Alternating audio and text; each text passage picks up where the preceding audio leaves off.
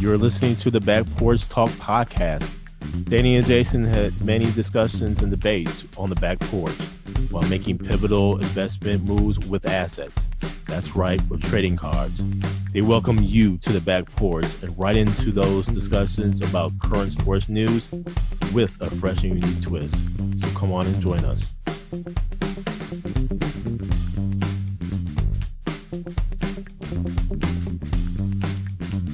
Welcome to the Back Porch Top Podcast. I'm your co-host, Jason. Co-host, Danny. Fans, we got a full show for you today. Little NFL, little NBA, little Formula One, baseball, trading card scenario. It is packed. But before we get started, go ahead, subscribe, like the channel. Let's go. Danny, first, the NFL free agency is upon us, hot and heavy. Whole lot going on. Let's just first start, Danny, with just a few free agents who you had the likes of DK Metcalf actually getting traded from Seattle to Pittsburgh. Mm-hmm. And you have the likes of Geno Smith getting traded from the Seahawks to the Raiders. Sam Darnold agreeing to a contract in Seattle. Justin Fields going to the Jets. Daniel Jones won your contract with the Colts, so that way he can go ahead and compete with Anthony Richardson. Grady Jarrett going from the Falcons to the Bears. The Commanders. Debo going to the Commanders. Mm-hmm. Tunsil going to the Commanders. Man, I think the Commanders did a great job this offseason. You talk about fortifying your line. Mm-hmm. I think the Commanders is somebody. It's a team you really have to watch out for. I do. Now, some say that they didn't do enough. I don't think they're done. Yep. I think the rule here is to get a great offensive line and just watch your offense flow. And so I think that's what the Commanders have done and probably will continue to do. You still got the draft to go, man. You kidding me? Where would Aaron Rodgers land? Devontae Adams going to the Rams, and kudos to him, man, for going a different direction than Aaron Rodgers. I hope he gets his chip. I hope he gets his ring. Mm-hmm. I in no way am an LA Rams fan. I'm a Devontae Adams fan. I think he got done wrong with the whole situation, but nonetheless, man, in Green Bay, but nonetheless, he's gone from the Packers to the Raiders to the Jets to now the Rams. So we'll see what happens there. Couple of cuts, the likes of Joey Bosa, and man, this has just been an impactful free agency, and I think this is what the NFL wanted when they changed the dates of free agency, put it before the draft. Mm-hmm. And man, what say you, Danny, about free agency? First off, you mentioned Grady Jarrett being released from the Falcons, along with our center, and the Bears swooped in real quick and picked them both up. I think the Bears have done some not necessarily splashy moves per se, but they bolstered their offensive line because Caleb Williams, like C.J. Stroud, didn't have a lot of time last year. So they're going to allow Caleb Williams to have some time to throw the ball. And they also made that trade for Joe Thuney from the Chiefs, which I didn't understand after what happened to Patrick Mahomes in the Super Bowl, why exactly they got rid of Thuney for pretty much nothing. I think it was like a 5th or 6th round pick. So I think the Bears, it wasn't, like I said, necessarily splashy moves, but they fortified the offensive line and getting Grady Jarrett helping on the defensive line. There's still some openings where Steelers quarterback. Are they going to do Russell Wilson because Justin Fields went to the Jets, signed for 2 years, $40 million. What are they going to do? The Falcons haven't really done much. So waiting to see if they're going to do anything in free agency, if they're going to do anything with Kirk Cousins. All in all, man, like you said, it's been wild. And you got to realize, too, there's going to be another cut sequence coming because of some contracts before the June 1st deadline. There are a couple deadlines coming up as well where there'll be more people released. So there'll be more players possibly switching teams. So more to come on that front. Devontae Adams going to the Rams. For them to pay Devontae Adams the pretty much the amount of money that Cooper Kupp was making, what's going on with Mm-hmm. Cooper Kupp? I'm assuming he'll be released since they haven't had a trade partner yet, and we'll see what happens there. But something's going on there that I don't know if it's something degenerative or an injury Mm-hmm. Mm-hmm. front that he's just not going to bounce back from. So that just spoke volumes when they picked up Devontae Adams for the same amount of money. And I'm gonna tell you, man, I think that's gonna be a lethal duo. Matthew Stafford can sling it, Mm-hmm. so that's gonna be interesting to see how that really, comes about there. Packers, I mean, you had the likes of Aaron Banks, O lineman, who was signed from the 49ers. I think that was a good move. I think that adds some versatility to the O line, and then you have the likes of Nate Hobbs, cornerback from the Raiders, signing with the Packers. We'll see how that goes. I think Packers are going to end up doing what they always do: look at defense in the draft, probably get Mm-hmm. add to that secondary, quite honestly, and probably add another O lineman just from a backup standpoint. But man, this free agency is just has blossomed. We'll see how it all shakes out, Danny. And Jason, one other thing just to add, Cincinnati hasn't done anything yet. So we're still waiting to see what Cincinnati does with Jamar Chase and T. Higgins and Hendrickson on the defensive line because Garrett got the bag. Micah Parsons sitting there too. So a lot of people Hmm. just sitting there waiting now because this money is being established as the baseline. So there's Hmm. still some big contracts that may be coming shortly. And Danny, on to a little NBA talk. NBA is in full fledged, I would say postseason mode. I think teams are gearing up here, in where you only have like 20 games left in the regular season, and just a whole lot has happened, man, since Mm-hmm. we last were on. Man, you have LeBron James now injured due to the growing injury that happened against the Boston Celtics over the weekend. And I'll just say, man, I think this is going to really test Luca to see what a Luca led Laker team, what that really looks like. And right now they're in the number two position, but we'll see how long they can stay in that position. Um, Anything can happen, man. Right now they are on a two-game losing streak. Lost against Boston, lost against Brooklyn last night. We'll see how that all shakes out, man, because I think these NBA teams are now rounding the corner, gearing up for the playoffs, going to that extra level. The Bucks play the Pacers tonight. They too are on a two-game losing streak, losing to Orlando, and then losing to the Cavs back-to-back nights. They play the Pacers tonight. Look to play the Lakers on Thursday night. They need to get back into this winning form so that way they can at least hold on to home court advantage in the first round of the playoffs. I think the Cavs are the Cavs. They're going to be a force to be dealt with. I think the only team possibly in the Eastern Conference would be that of the Boston Celtics. I am not a fan by no stretch of the imagination of the Boston Celtics offense. They shoot up threes like it's candy, Mm-hmm. and that is the worst offense, in my opinion, in the playoffs.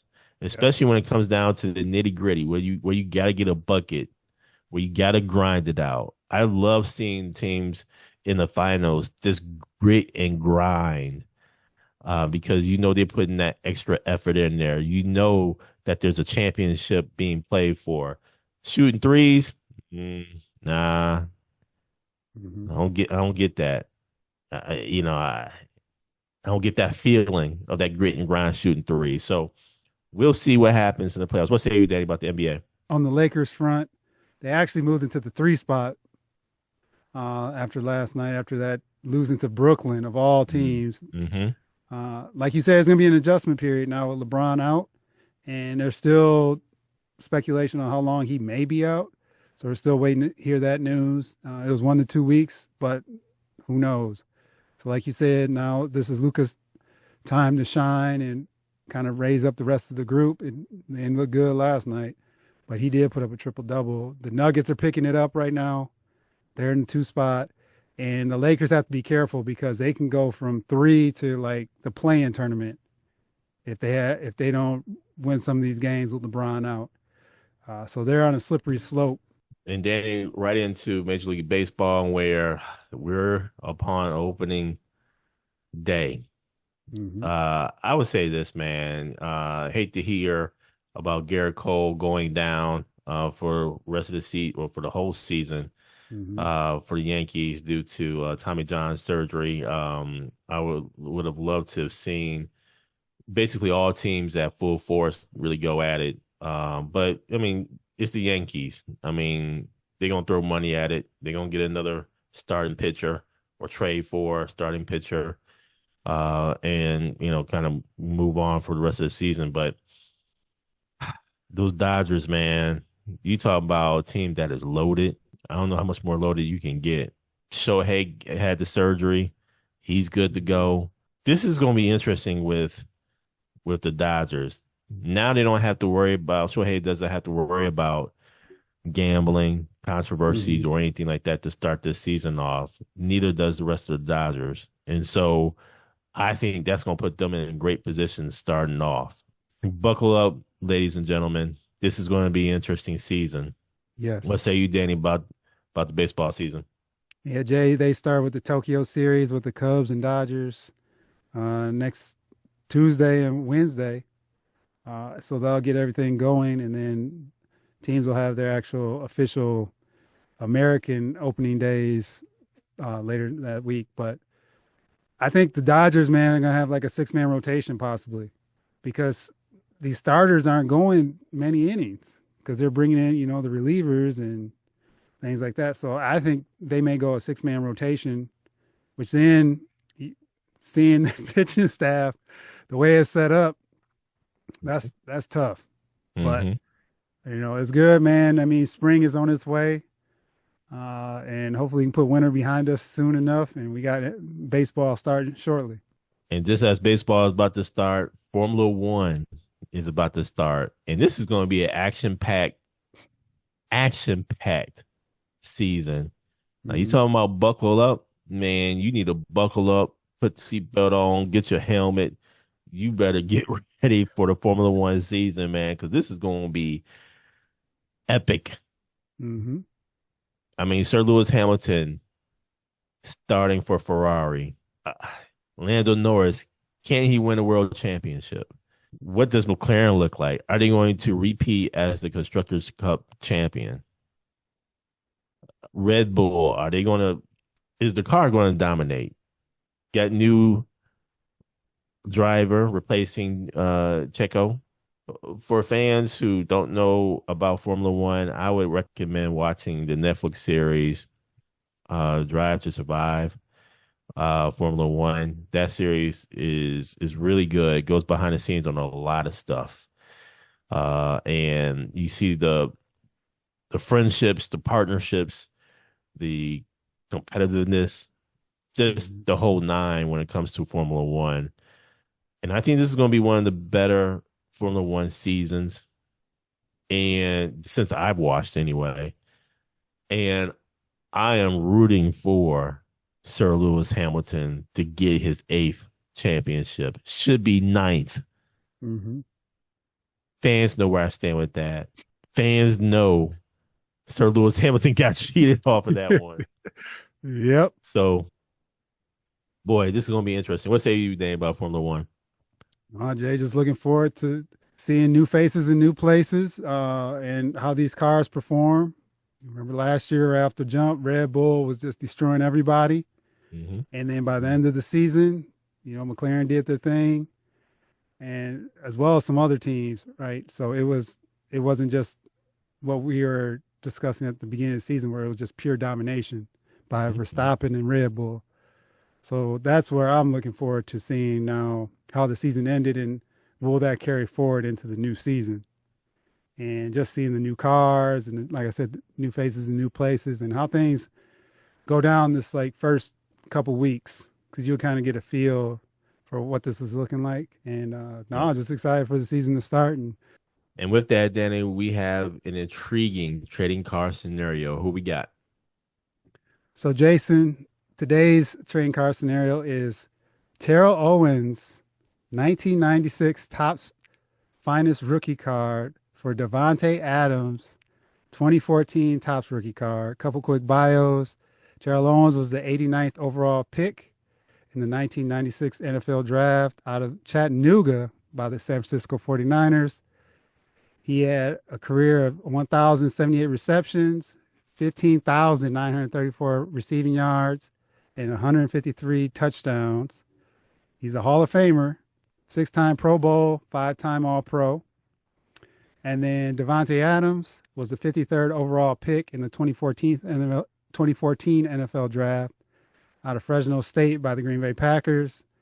Devontae's current stats are 957 receptions, 11,844 receiving yards, and 103 touchdowns. He's a 6-time Pro Bowler, 3-time All Pro. Jason, who do you want in your portfolio? This is a tough one, man. Can't even lie. In my mind, I'm thinking with Terrell Owens, you have get your popcorn ready. You have the celebrations. You have him getting bumped off the star in Dallas. You have the controversy. You just have this a whole lot. But through it all, man, you talk about a competitor who played in the Super Bowl for broken leg. Mm-hmm. Come on, man.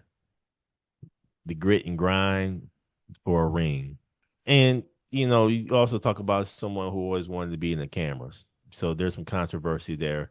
Probably should have been a first ballot Hall of Famer, second ballot Hall of Famer. But, I think with all the controversy, his induction got delayed, but not denied. Devontae, man, is just a consummate professional, man. You talk about off the line of scrimmage, man, just the skip hop Mm-hmm. and go. I mean, this was a tough one because I believe Devontae is going to be a Hall of Famer. I think he has with Matthew Stafford now throwing him the ball. I think he's going to have a, at least a couple more 1,000-yard seasons.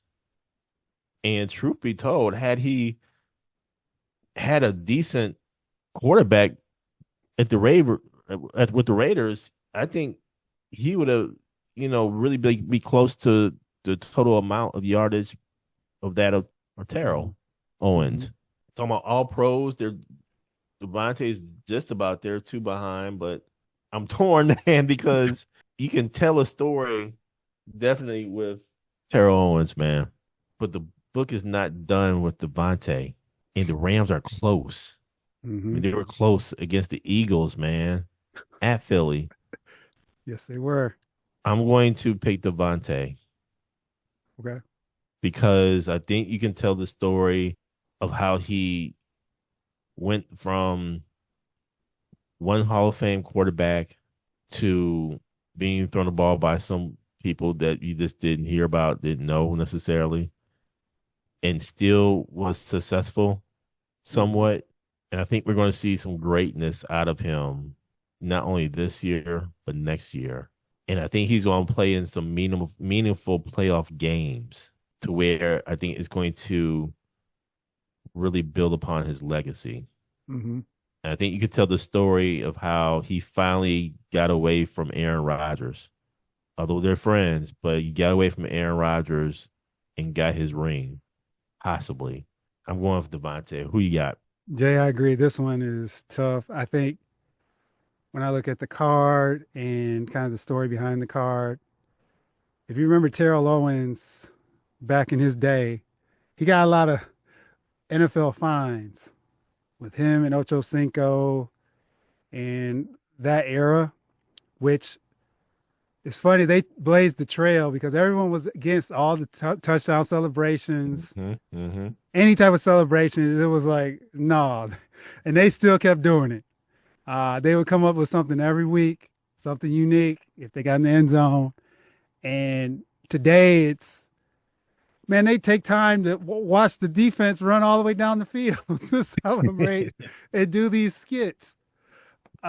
So I look at Terrell Owens not just from that standpoint, but because he played with Jerry Rice at the tail end of his career, Mm-hmm. and Terrell Owens was very close a couple times to getting that ring, and I wish he would have gotten it because I think that would have solidified him being a first ballot, even though Mm-hmm. the the press didn't care for him, and I still think they hold a grudge against him. Mm-hmm. But he was a bad dude. And then you look at Devontae, he's more of a technician as a receiver, as he's worked with Aaron Rodgers and, like you said, the footwork and his Mm-hmm. route running and things like that. But I just look at it like this. I'm going to put this contingency in here with this train car scenario. If Devontae Adams wins a Super Bowl before his career is done, then I would want to come back to this, revisit this, because I think that would put him over the top for me over Terrell Owens. But at this point in time, I'm going to take Terrell Owens' rookie card to have in my portfolio. I can see Devontae getting into the Hall of Fame too, but I think that he needs that ring to take all those doubts away. Mm-hmm. That's been evading. And they had multiple opportunities too, and that's where, that with Green Bay, they came up Mm-hmm. small in a lot of games and playoff games, which Mm-hmm. may be held against them. I'm not sure, but I think in this scenario, I'm going to go with Terrell Owens, rookie card. Thank you for joining us at Back Porch Talk Podcast. You can also join us on Twitter by tweeting us at back_podcast. For more information, you can go to our website, which is backporchtalkpodcast.com. You can also email us at backporchtalkpodcast@gmail.com. Again, thank you for joining us, and remember that there's enough hate in the world, so go ahead and spread a little love.